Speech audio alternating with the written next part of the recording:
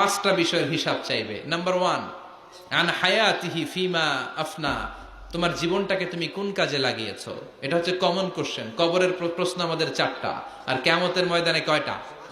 কথা কন। নাম্বার 1, জীবন দিয়েছে, জীবন কোন কাজে লাগিয়েছো।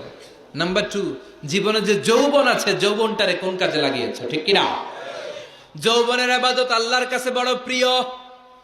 যুবক যারা নামাজ পড়ে, বুড়ো হলে নামাজ পড়তে না পারলেও আমল নামায় নামাজের সওয়াব দিবে কে? সুবহানাল্লাহ কইবেন না? পেনশন স্কিম, এটা কি বলে?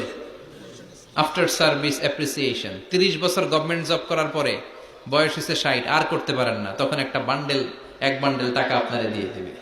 পেনশন স্কিম, জাতিকে সাথ দিয়েছেন, এখন পারেন না, তারপরেও টাকা আছে না নাই? এটাকে বলে আফটার সার্ভিস অ্যাপ্রিসিয়েশন। এত সার্ভিস যে দিয়েছেন, অ্যাপ্রিসিয়েশন। এজন্য যুবক যারা এখন নামাজ পড়াও, ইসলামের পক্ষে থাকো, বুড়ো বয়সে কোমরে ব্যথার কারণে নামাজ পড়তে না পারলেও পেনশনের মতো আমল নামায় সওয়াব দিবে কে? আবার 7 শ্রেণীর ব্যক্তিকে কিয়ামতের ময়দানে রব্বুল আলামিন আরশের নিচে ছায়া দিবেন। ওই 7 শ্রেণীর মধ্যে যুবক শ্রেণী একটা আছে, যে যুবক তার যৌবনে আল্লাহর ইবাদত করেছে। পড়েন সুবহানাল্লাহ।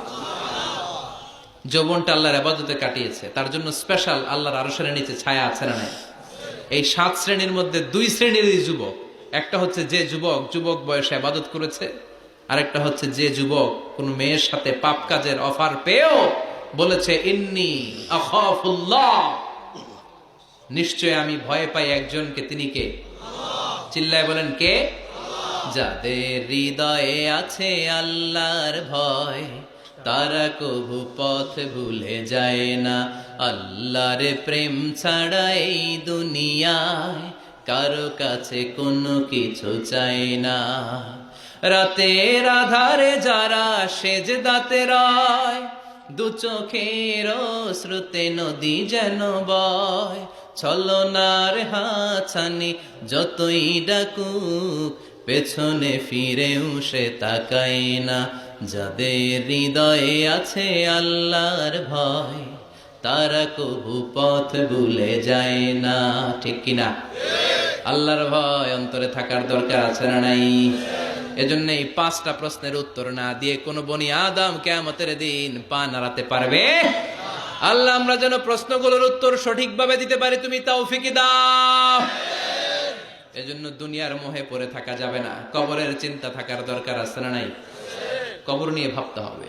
কবর is a reminder for every মুসলিম। এই কবর, গ্রেভিয়ার্ড, কবরস্থানগুলো আমাদের জন্য রিমাইন্ডার। প্রতিদিন অ্যানাউন্স হয় অমুক এলাকার অমুক ভাই আমাদের মধ্যে দুনিয়ায় নাই, তারপরেও আমাদের টনক নড়ে না, ঠিক কিনা? এজন্য আল্লাহ বলেছেন আলহাকুমুত তাকাসুর, তোদের টনক নড়বে না হাত্তা যুরতুমুল মাকাবির, যতদিন না তোমরা কবরের ভেতরে না ঢুকবে। আমরা যেন কবরের প্রশ্নের জন্য প্রস্তুতি নিতে পারি, কবরের জন্য প্রিপেয়ার্ড থাকতে পারি। আল্লাহ তুমি তৌফিক দাও। আর জোরে পড়েন আমিন। আখিরাতের প্রশ্নগুলো যেন আমরা সুন্দর করে উত্তর করে জান্নাতের অধিকারী হতে পারি। আল্লাহ তুমি তৌফিক দাও। আর জোরে পড়েন আমিন। যতগুলো কথা বললাম কোরআন সুন্নাহর আলোকে বলেছি, বানিয়ে কিছু বলি নাই। তারপরে আমার মনের অজান্তে